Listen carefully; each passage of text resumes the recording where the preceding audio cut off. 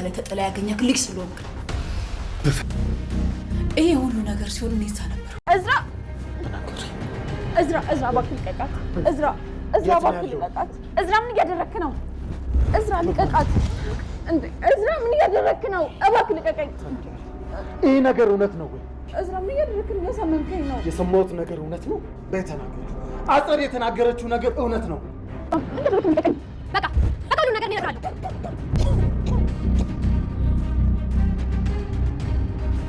ስቢ እስኪ ባርቅ ድረስ አልጠብቀውም። እሺ እዚሁ አናትሽን ብዬ ነው መገላግልሽ። እባክሽ ይሄን ነገር አስቀምጪ።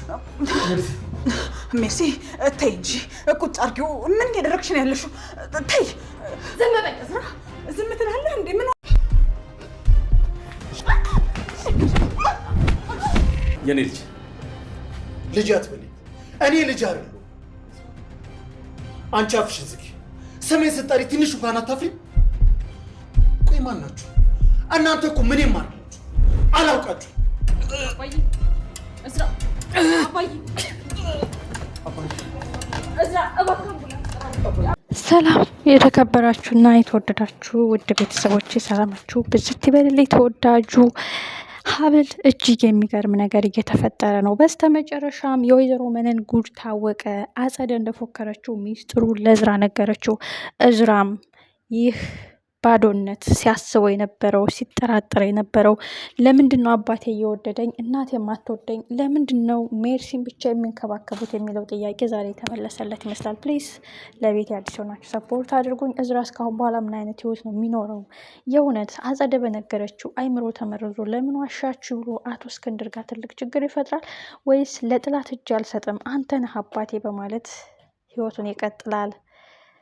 እጅግ የሚገርመው ነገር ኩኩሻ በስተመጨረሻም ሀብል እናቷንም አባቷንም ልታገኝ ነው የሚለው ነገር ግልጽ ሲሆንላት በቅናትና በንዴት ኦልሬዲ ከነ ወይዘሮ መነን ጋር ተስማምታ ውሸታቸውን ሊቀጥሉ ይችላሉ። ምክንያቱም ፍቅር አንዳንድ ጊዜ ልብን ይዘጋል። እየተጸጸተችና እየተጨነቀች ያለችው ኩኩሻ አባቷም የአቶ እስክንድር ዶክተር ሆኖ ሊመጣ ነው የሚለውን ዜና ስትሰማ ሀብል በቤተሰብ ልትንበሸበሽ ነው። ስለዚህ እኔ በዚሁ መቀጠል አለብኝ በማለት ከዚህ ፍቅር መራቅ የለብኝም የሚለው ነገር ውስጧ ልታሳምነው ትችላለች። አጸደ ወደዛ ቤት ሰላይ ልካለች። እቺ ሰላይ እውነቱ ሲገለጽ ምን ጉድ ይወጣ ይሆን?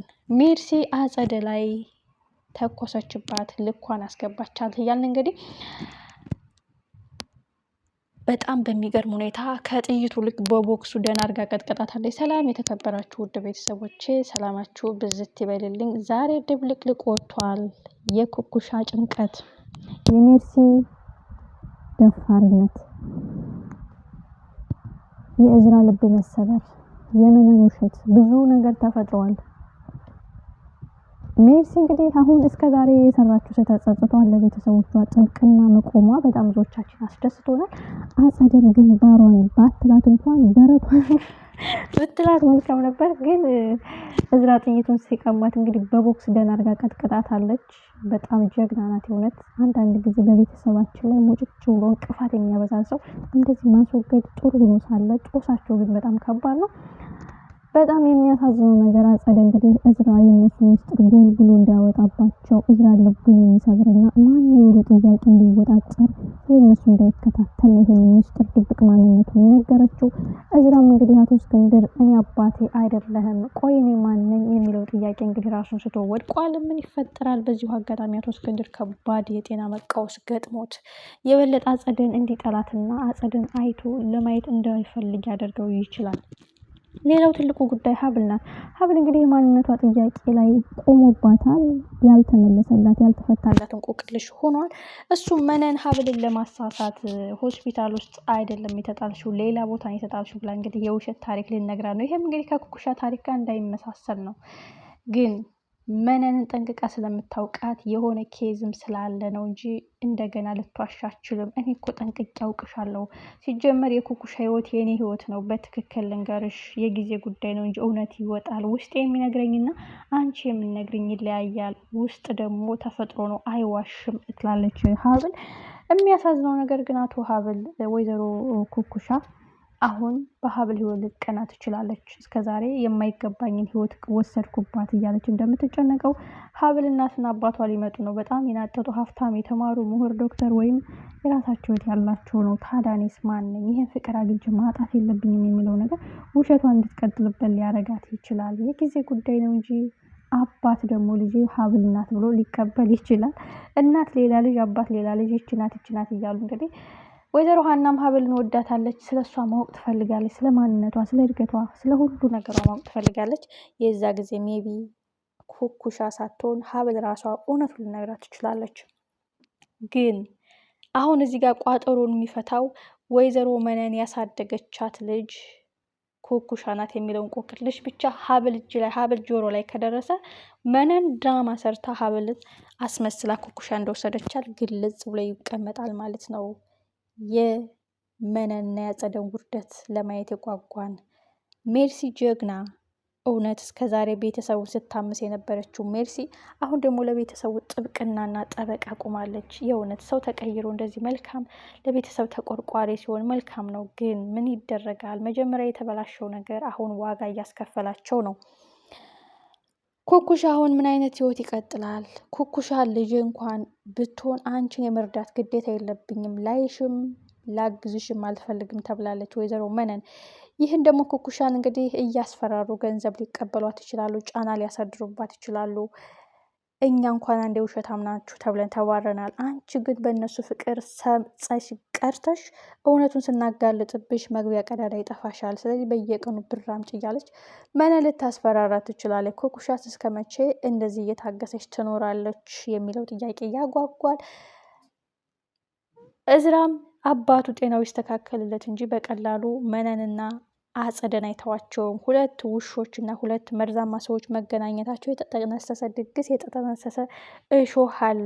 ስለዚህ ከነሱ ጀርባ ምንድን ነው ያለው ብሎ ሊከታተልና እውነታው ላይ ሊደርስበት ይችላል። እዝራ ማስታወስ አልቻለም እንጂ አሁን ነገሩን በተረጋጋ መንፈስ ሲያስታውሰው ኩኩሻ የሆነ ሰው ህይወት ሰርቄ ነው እየኖርክ ያለሁት፣ ብቻ ከብዶኛል፣ ፈጣሪ ይርዳኝ እያለች ስትጨናነቅ የሆነ ቀን ነግረው ነበርና ያ ነገር ግልጽ ሲልለት እውነትም የተሰረቀ ህይወት እውነትም ሀብልን ስሟን ብቻ ሳይሆን ሁሉን ነገሯን የሰረቋት መነን አንቺ ጋር መጣላቷን ተገጥማ አንቺን ከመጠየቅ ኩኩሻን ወሰደች። ህይወቱ ያንቺ ነው፣ የተነጠቀው ያንቺ ህይወት ነው እንጂ የኩኩሻ ህይወት አይደለም እየኖረች ያለችው። ስምሽን ብቻ ሳይሆን ሁሉ ነገርሽን፣ እናትሽን፣ አባትሽን፣ ደስታሽን፣ ማንነትሽን የነጠቁሽ ብሎ እንግዲህ ለሀብል እውነታውን ሊነግራት ይችላል። ምን ይፈጠራል?